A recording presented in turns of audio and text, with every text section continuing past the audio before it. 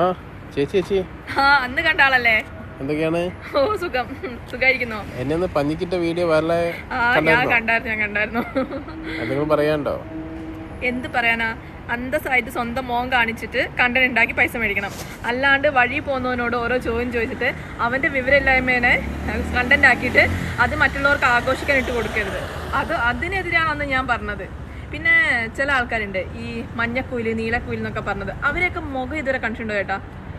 ചേട്ടൻ കണ്ടിട്ടുണ്ടോ അവരെ മുഖം? ചേട്ടൻ പറ, ചേട്ടൻ കണ്ടിട്ടുണ്ടോ അവരെ മുഖം? കണ്ടിട്ടുണ്ടാവില്ല.